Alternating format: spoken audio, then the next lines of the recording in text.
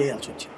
లోకేష్ కూడా వెళ్ళి మాట్లాడాడు వాళ్ళతో. అదేదో దాని క్రిస్టియన్ సంఘం అనుకున్నారు. లేదు లేదు మాకు స్వచ్ఛంద సంస్థ, మాకు క్రైస్తవంతో సంబంధం లేదు, మత మార్పిడితో సంబంధం లేదు అని చెప్పుకొచ్చింది ఆ సంస్థ.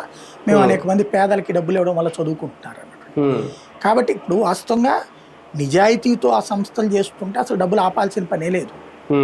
సరే సగం తింటున్నారు, సగం ఖర్చు పెడుతున్నారు. ఈ సగం తినే దాంట్లో మత మార్పిడి చేస్తున్నారు. దాన్ని కంట్రోల్ చేయలేకపోతున్న వల్లనే కదా ఇప్పుడు ఎఫ్సిఆర్ఏ తీసుకొస్తుంది. బట్ ఆ డబ్బులు తినేవాడికి మాత్రం ఫ్రీగా వస్తున్న డబ్బులు ఆగిపోతే సమస్య కదా. అదే కదా, వాళ్ళతో అన్రెస్ట్. ఇప్పుడు అసలు లేకపోవడం వేరు, వచ్చే డబ్బులు నోటి దగ్గరకు వచ్చే ముద్ద వేరు, పోవడం వేరు. అప్పుడు రెచ్చగొడితే రెచ్చిపోతారు. కాబట్టి సంథింగ్ వీళ్ళేదో ఆలోచిస్తున్నారు. ఇంకోటి ఏంటంటే జంజీ ఉద్యమాన్ని అడ్డుపెట్టి ఇప్పుడు ఎట్లయితే జరిగిందో అట్లాంటి దేశవ్యాప్తంగా అన్రెస్ట్ క్రియేట్ చేయడానికి ప్రయత్నాలు జరుగుతున్నాయి అన్నటువంటిది ప్రభుత్వం దగ్గర ఉన్నటువంటి ఫీడ్బ్యాక్. కాబట్టి వెనక ముందు ఆలోచిస్తున్నారు అనిపిస్తుంది నాకైతే. అలాంటి వాళ్ళకి ఐఎన్డిఏ కూటమి సపోర్ట్ చేస్తుందా ఈ బిల్లు విషయంలో?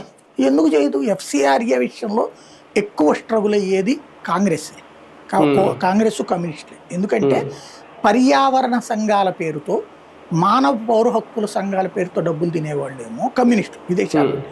వాళ్ళ విచిత్రం ఏంటంటే చైనా వాడు డబ్బులు కాదు, అక్కడికి వచ్చేది అమెరికా, యూరప్ దేశాన్ని ఈ మానవ పౌర హక్కుల సంఘాల పేరుతో. కమ్యూనిస్టులు ఏ పెట్టుబడిదారి